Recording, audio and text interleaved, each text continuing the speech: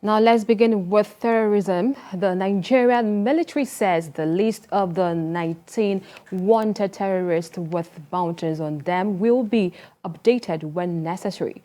The Director of Defense Media Operations, Major General Musa Damadami, disclosed this in Abuja while assuring citizens that despite involving security challenges, efforts are ongoing to tackle them. TVC News defense correspondent Sifion Essien reports.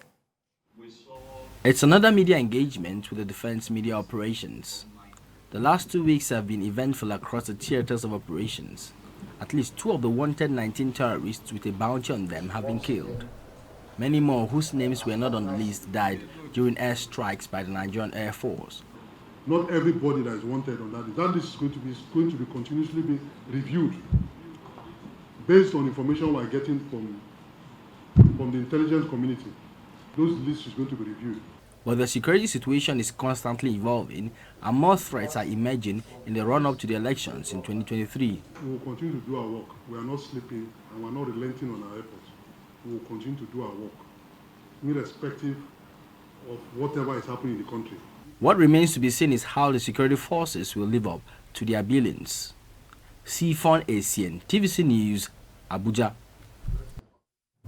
Right, joining me now for more discussion on this issue is a retired Assistant Director at the Department of State Services, Dennis Samakri. Thank you for joining us as always.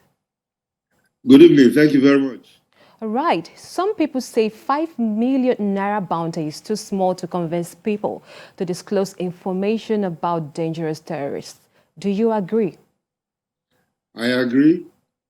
I agree that 5 million naira is too small because you see the money, the bounty should be very attractive so that people will be eager to do it.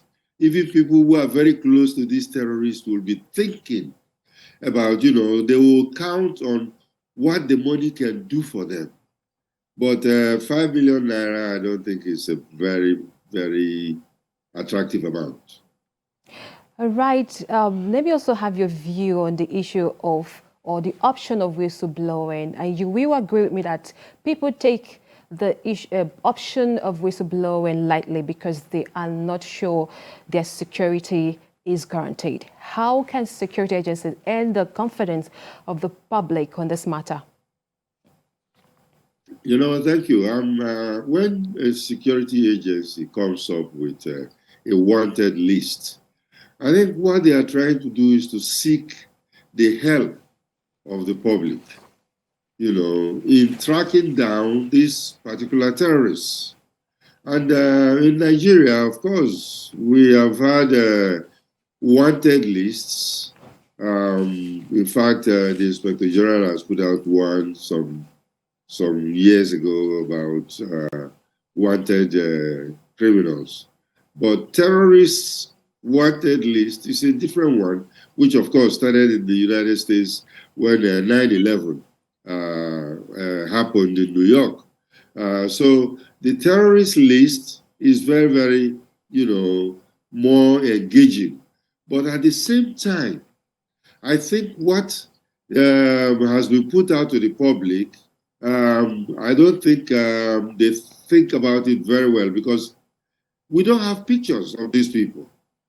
We don't even have their birthdays, so that if they are passing through a border, the immigration people can easily, match them. 2 people can be answering the same name, and then of course you match them by their birthdays. Or if their pictures are there, you can at least confirm that this is the right person. But you list names for us, and the people can just be passing through by anybody, and nobody will know who they are. All right, Mr. Makri, finally, before I let you go, what's your assessment of the armed forces and the ongoing war on terror? Well, I think they are doing their best. We have seen that the frequency of attacks have really gone down. They have taken the fight to their doorsteps, the doorsteps of the terrorists. Many of them are on the run. And then, of course, a lot of people are surrendering. And this is because of the synergy that we'll be talking about. Synergy between the armed forces, and then, of course, the DSS, the intelligence community, and the police. So everybody working together. I think if we've been doing this some years back, I think this whole thing would have been history.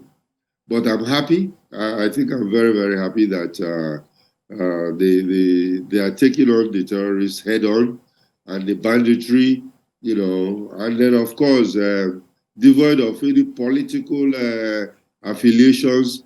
They should just go ahead and do what they have to do. All right, thank you very much, Mr. Dennis Amakwe, Assistant Director or retired Assistant Director at the Department of State Services, for your contribution. Thank you for having me.